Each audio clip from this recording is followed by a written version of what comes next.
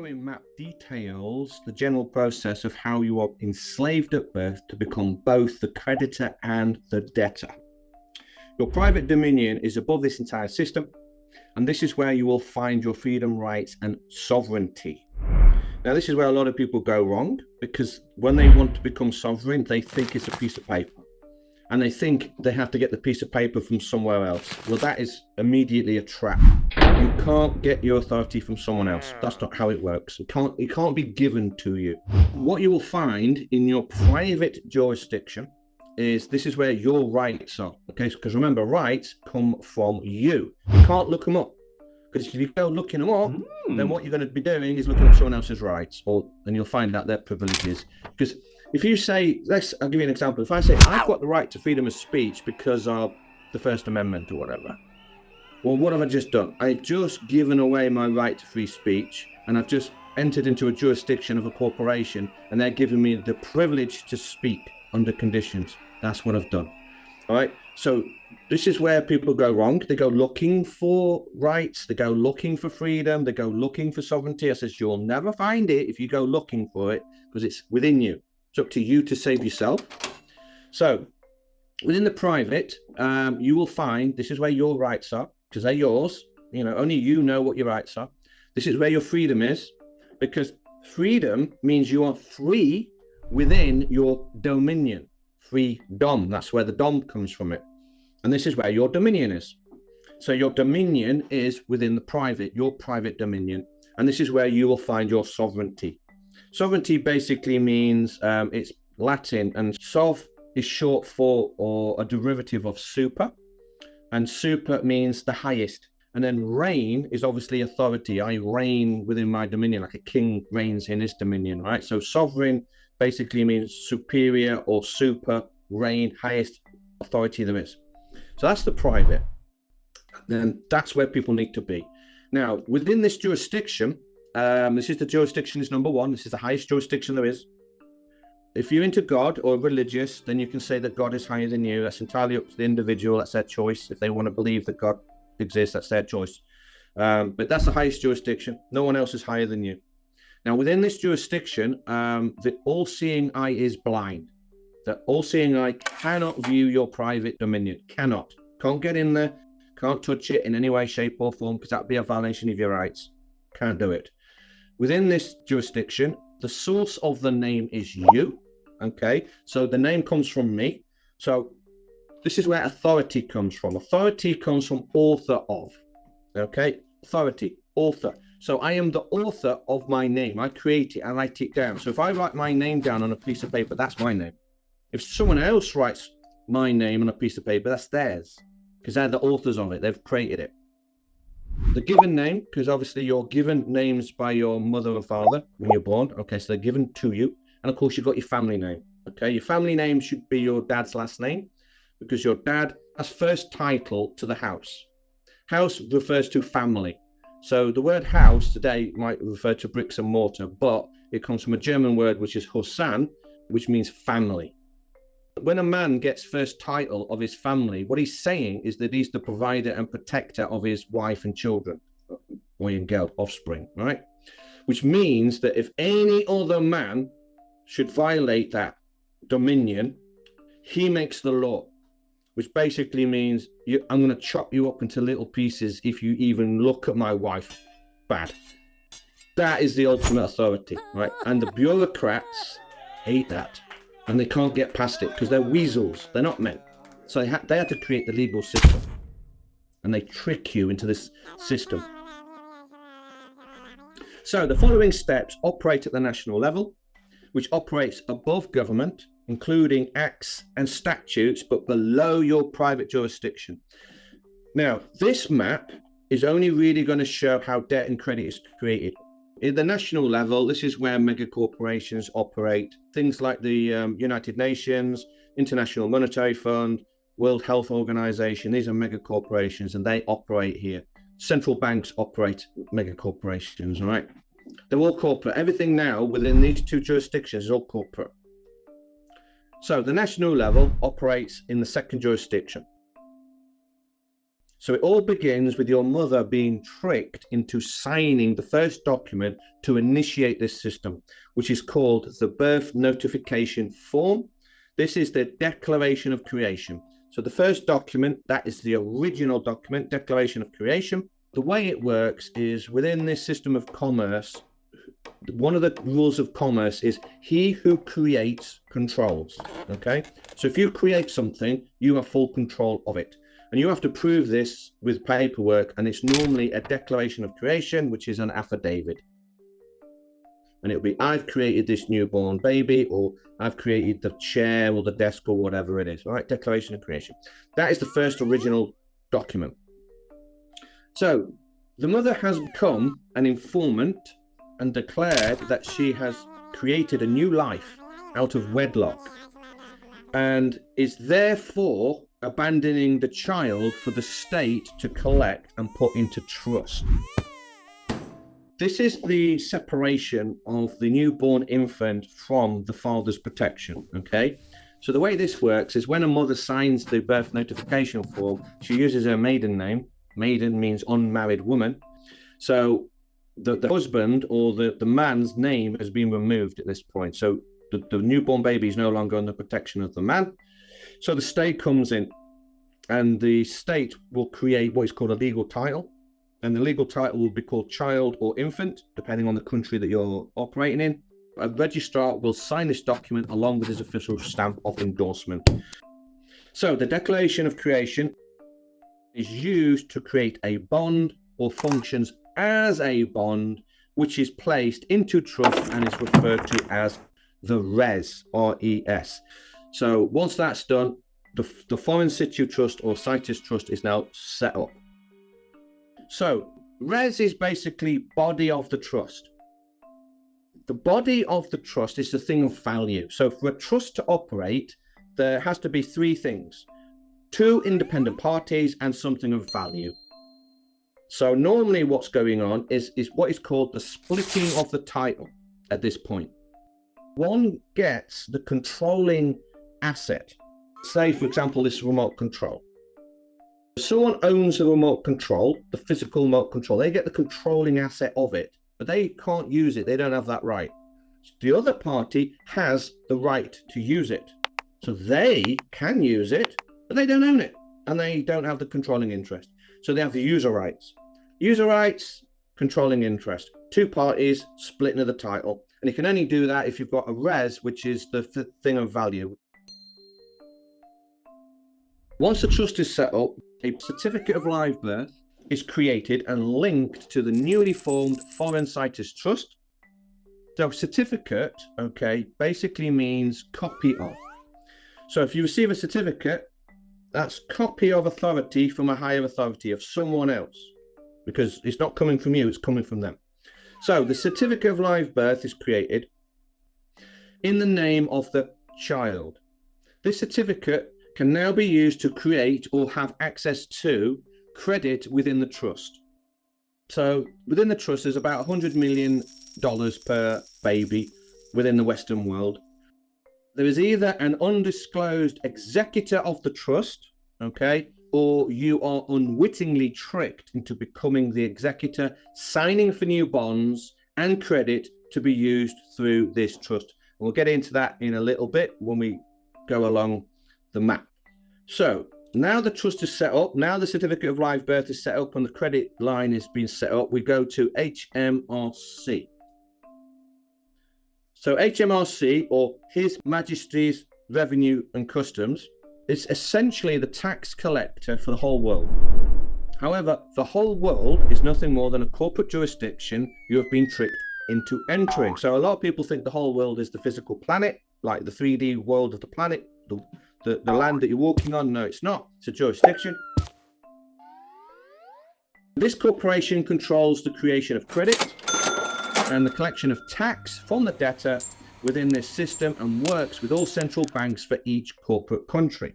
Okay, each person who was registered at birth within the system will be issued a guardian account, with the account number being linked to their national insurance number or social security number, depending on what country you're operating within. Now, the national insurance number refers to the insurance provided by the surname is surety name. And if you find yourself being a surety for somebody, it means you are now accepting the debt. So if they default on the debt, you get to pay it. So, provided by the surname of the unsuspecting person to cover the liabilities of the national corporation at the national level. So when they call it national insurance number, what they're calling you is that you have become the insurance for the UK corporation. That's why they called it national insurance number. So it is this master file into which all your tax payments will be paid to cover the interest on the debt the government owes you. All right, so that's what your tax does. So all the tax you pay is just paying the interest on the debt, but we'll get into that a little bit further on. So I'll just touch on the bank.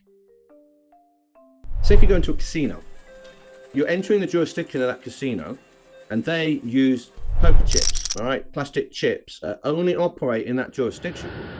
So you'll go in there and you'll exchange money for their poker chips, and then you can operate within their jurisdiction. And this is what fiat currency is promised to pay. And this is why if you say go on holiday, say you're living in this country, corporation, and you're using pounds, you can't spend these in Europe. They don't take these poker chips because that's a different casino. So you've got to change these and you've got to get euros so you can play in that casino. So that's what a central bank is. Monopoly money. They're literally giving you monopoly money with the name of the bank on it. So we've got the master file, which is the Guardian account, and there's the sort code 083210 sort code.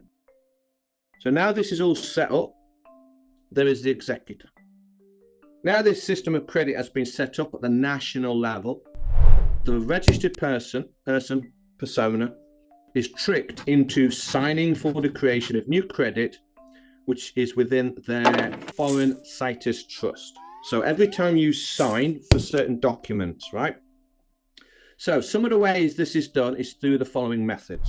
So if you sign for a mortgage on a mortgage contract, you're actually acting as executor. What you're doing is you're signing on behalf of a dead entity, because that's what an executor does. Think of a will. If your dad dies and there's a will, then normally the son acts as executor, which means that he is signing on behalf of his dead dad, if that makes sense, right? So you're signing as an executor. Now, at the national level, you'll normally be signing in blue because you are the creditor. And then when you're in the public level, you'll be signing in black because you're the debtor. So some of the ways this is done is through the following methods. So mortgages. Every time you sign for a mortgage, you're creating new credit. You're the executor. Brand new credit is now being created. All loans. Direct debits, that's another one. Every time you use a direct debit, you are creating new credit. Credit cards. Every time you use a credit card, you're creating new credit. Insurance policies. Every time you take out an insurance policy. Every time you pay a fine, like a speeding ticket. So if you pay £1,000 in fines, they are dipping into your trust fund for at least 100,000 plus. I mean, what basically the police do is they securitize a bond before they nick you, or they nick you sort of thing, all in one go, and then they set up this securitized bond for 100,000. And as long as you accept it, the ticket, they make the 100,000. But if you don't, if you beat the speeding ticket, they have to pay it because they've created it, but you've decided not to be the surety for it. That's why the police are so violent now, because every time they write a ticket, if they don't process that ticket, then the police station has to pay it to the UK corporation. So that's why they're getting violent. So you've got the Cester KV Trust, which operates at the public level. In most cases, the unsuspecting person is tricked into signing for a new bond, where new promissory notes or financial certificates are created. Using the example of a mortgage, private credit is taken for the person's foreign situ trust and moved into the public, controlled by the corporate government. This credit is sent to the central bank of the corporate country, which is the Bank of England if you're operating in the UK. It is turned into promissory notes under the name of said central banks, which incurs an administration cost or stamp duty to be paid by the unwitting victim signing the mortgage contract. And in the olden days, there was literally a stamp to process it. That's why the stamp duty comes in. And then you have to pay the bank. And they're just scamming you at this point. You've got to pay the bank the administration cost of converting your private credit into their public credit. This public credit is then given to the person signing for the mortgage as a pseudo loan, because it's not a genuine loan, because you aren't actually lending anything. Remember, it's your own credit. How can you loan something you already own? If I already own this, how can I borrow it? So you're also paying the interest as well. So they get you again. So the word public has been turned into a legal title. This is where people get confused again. The new meaning referring to a private jurisdiction under the control of the government. Ergo, you have been turned into a member of the public. They're telling you. This is why people don't spot it. Remember, if they say you're a member of something, that requires membership. Anything with ship on the end is maritime law. That gives you a clue straight away. Ooh, ship, maritime law. If you hear the word ship, it means what you're doing is you're boarding a vessel. And if you're boarding the vessel, then that vessel is acting like a contract. And that vessel has a set of rules and there's a captain. So if you're going to board this vessel, you should make sure, well, are you a crewman or are you the captain? And most of the time you'll find out you're the crewman and you've got to do as you're told. So public is in fact private. So state public actually means private. It's a legal title. So when they say member of the public, it means you're acting within a jurisdiction of the public, which is jurisdiction number 3. This is where the debtor lives. So this is where the debtor's name, the all caps name, and the surname operate. So the Bank of England creates it. This funds government. So the government is funded. This creates the national debt. So you've got the national debt. The corporate government has access to the registered person's private credit through the Födelsebevis Trust and uses said credit to fund its corporate costs. It's a corporation. And at the minute, it's running at about £5,000 per second. That's what the government's operating at. That's what they spend. However, because the corporate government has used the credit from the foreign situs trust, namely yours, operating at the national level, it is now in debt to said national trust and must pay this credit back. So if you can follow the path from the beginning all the way to where the national debt is, so you've got the Declaration of Creation, so you've got the foreign situs trust, that's the creditor. Then you follow this path, HMRC, Bank of England, master file, the executor, credit, Födelsebevis Trust, Bank of England again, government funding, national debt. So the national debt is the debt that it owes the foreign situs trust, all of ours. And there's what, 68 million persons living in the UK corporation, all right? So that's 68 million foreign situs trusts that the government has access to. So that's what the national debt is. They have to pay us back. It is our credit. But because the corporate government has used the credit from the foreign situs trust operating at the national level, it is now in debt to said the national trust and must pay it back. But the people hiding behind the corporate veil of government, remember, government is a corporation, it's a legal fiction. People are doing this. They're hiding behind the legal fiction government. They do not want to pay this back because they can't. The government does not make any money. It's a corporation that doesn't sell anything. It doesn't make a product. It doesn't make anything at all. It's just using credit, 100%. That's all.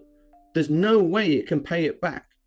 So the national debt or debt to the nation is what the corporate government owe the people, but instead of paying them back, the people are tricked into paying once again. And this is where the birth certificate comes into play.